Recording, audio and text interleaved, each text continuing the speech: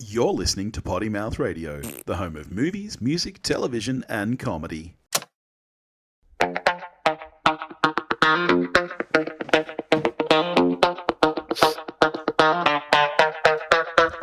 now, the hunt for the perfect album.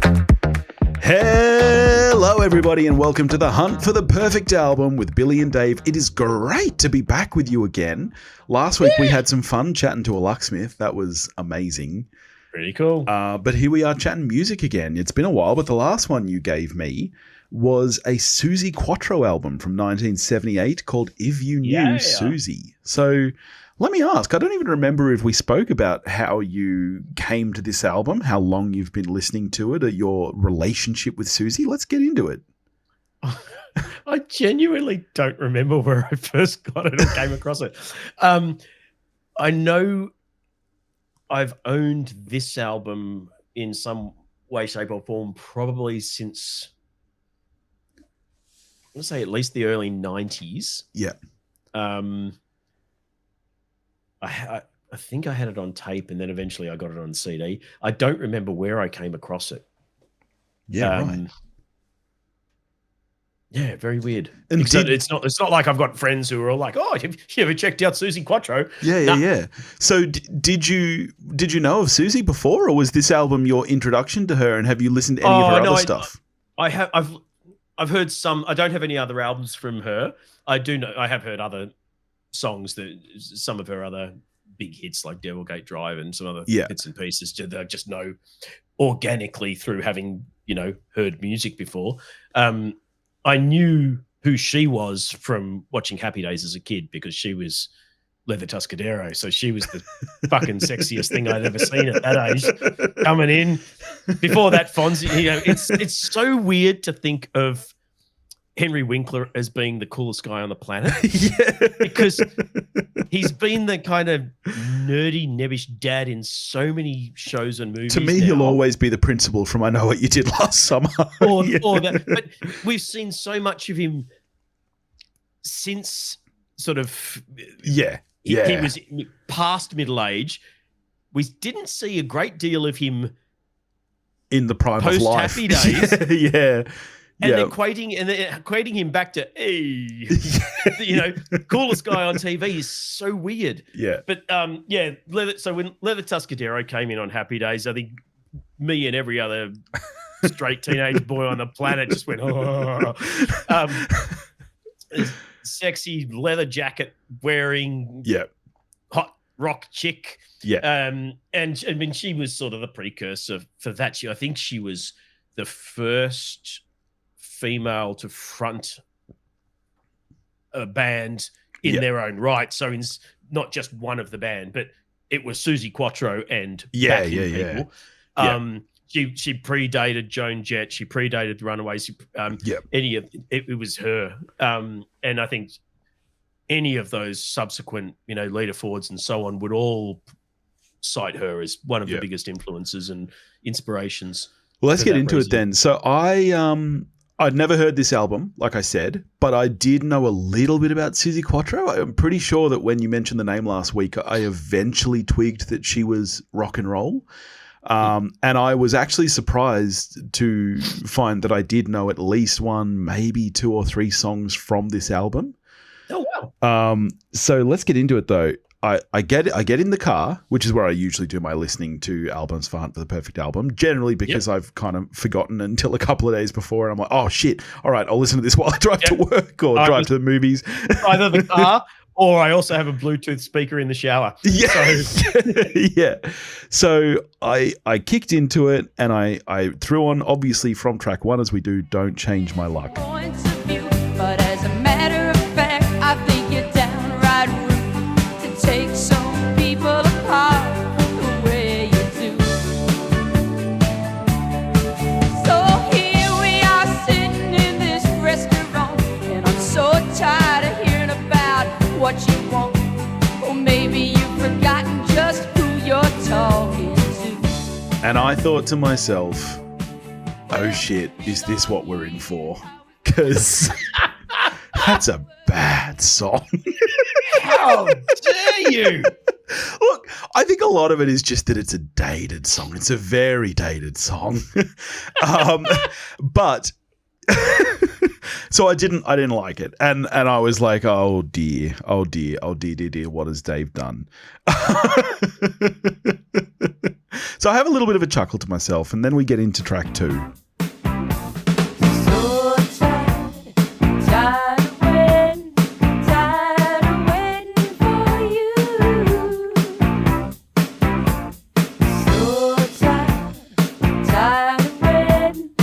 tired of waiting for you. I was lonely, so I had nobody till I met. And I dig it. I like it. And I'm happy to say I like the entire rest of this album. So you hated probably my favorite track on the album. Really? Is that But- your favorite like, track? Well, my favorite track for almost the entire time, from the moment I first listened to it up until probably, I don't know, only a few years ago, was the next track, which we haven't played yet. Yeah. But my second favorite was always "Don't Change My Luck." Yeah, and right. I reckon over time that's now become my favorite. Wow. Well, Maybe it's just because it kicks off the album and it kind of puts me in a good mood. But I'm happy to say that I think this album actually gets better with every track. So my favorites are definitely towards the end. And I listened to this album, a fair few times. I did really like track 3, Suicide, which you just said was your favorite.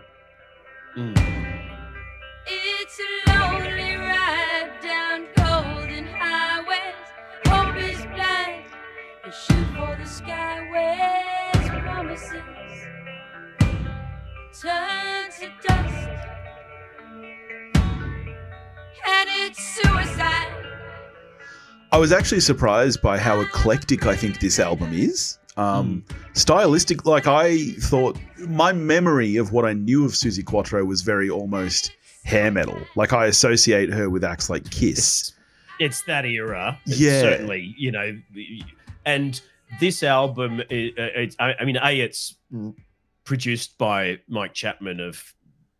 Are you familiar with Mike Chapman and Nicky Chin, or Chinny Chap as they were called? Don't think so. They're Aussie kind of writers, producers that worked with Blondie and Smokey and a whole bunch of the acts that some of the really big, like Vander and Young from the Easy Beats, who obviously produced AC/DC amongst other things. Yep. They were this big power duo of producers. So they produced it and they wrote some of the tracks on it, so including the first one. But there's only 3 of the tracks are written by Suzi Quatro and Len Tucky, her writing partner and guitarist. You've got a track written by Tom Petty. You've got a Tired of Waiting. That second track's by Ray Davies of the Kinks. Yeah. You've got and that's probably one of the things that makes it quite eclectic is that you've got really strong songwriters, but very different songwriters. Yeah, because some of it's very poppy, some of it is quite hair metal, some of it is really bluesy. So yeah, I really enjoyed this album. Track 4 is the first one we had where I was like, oh yeah, I know this song. Doesn't everyone in the world know this song? Yeah, Easy Beats song. You're hard to make it sound. Come on, baby, there ain't no time to mess around. Wow, heave it, let your head hang down. Heave it, let your head hang down. Heave it. Is this a cover or was this song covered? Yeah. It's speaking of Vander and Young, so that's an Easy Beats song. Okay. Written by Harry Vander and George Young. George Young being obviously the older brother of Angus and Malcolm from AC/DC. Yes. So yeah, that is not only not written by her, but it is a cover of probably one of the Easy Beats, maybe after Friday on My Mind is probably their biggest hit, gotcha. I guess. Because that song was like, oh yeah, I know this song. Everybody knows this song. Yeah. And it was actually from that point on that I started to really, really like the album. Like I didn't like track 1. I quite liked the tracks, 2 till 4. And then from that point on, I tended to pretty much really enjoy everything. Like definitely I think this album gets stronger as it goes on.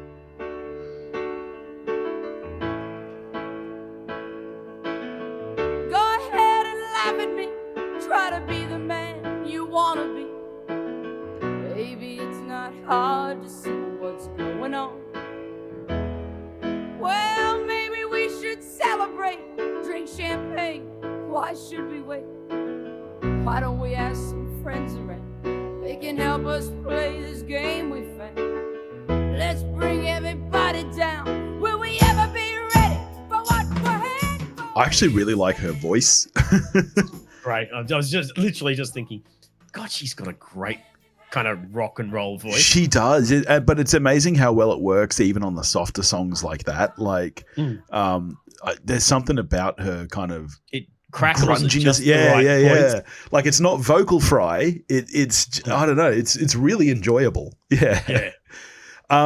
So, I mean, are you not as strong on the second half of the album then? If your two favorites were in the top? I love stuff all the way through this. Yeah.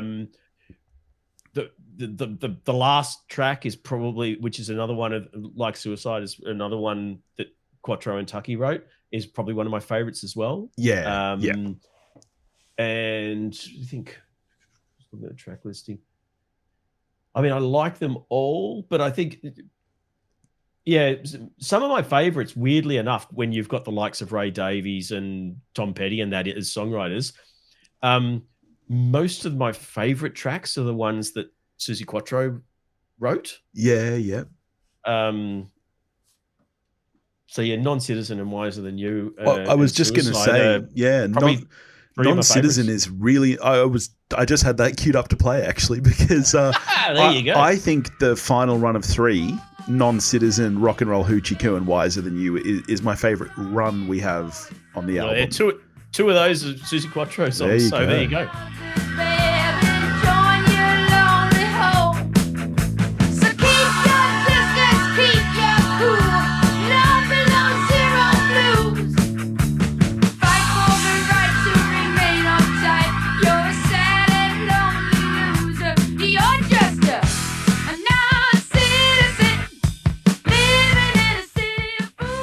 I think it's probably either that or Wiser Than You for my pick of the album.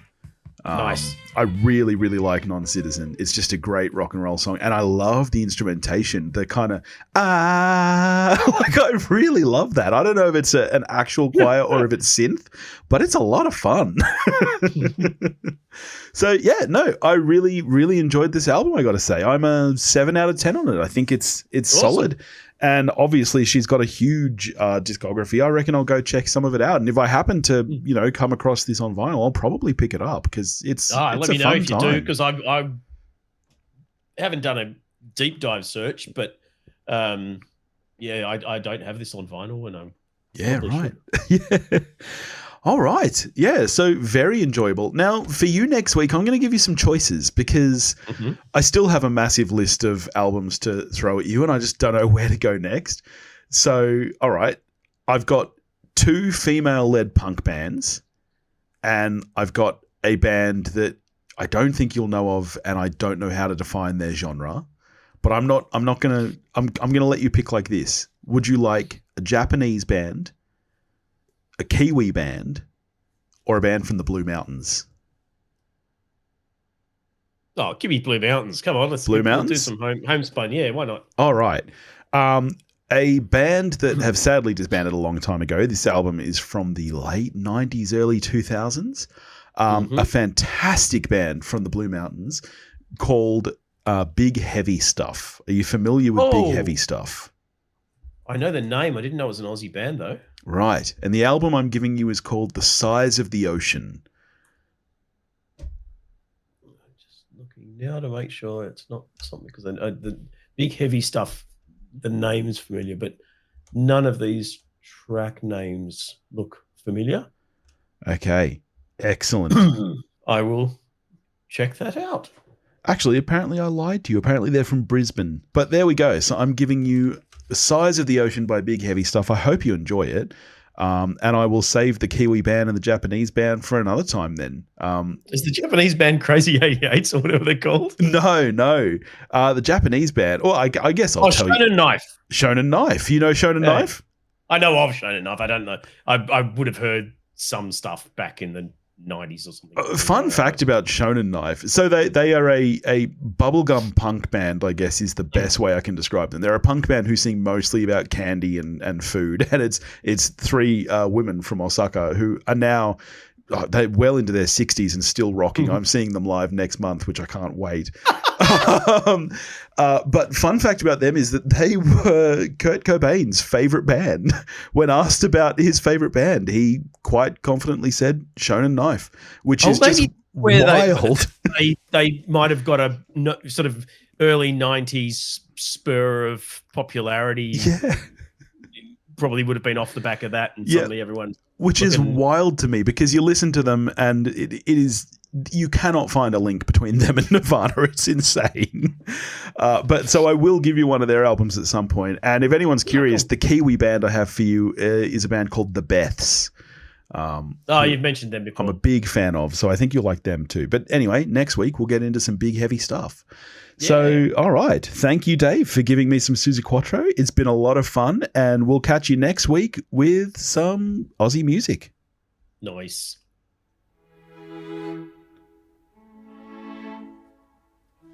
You messed my mind, destroyed my soul. How was I supposed to know about the power of love? You were wiser and older than me. How you touched my heart, then you ripped it apart.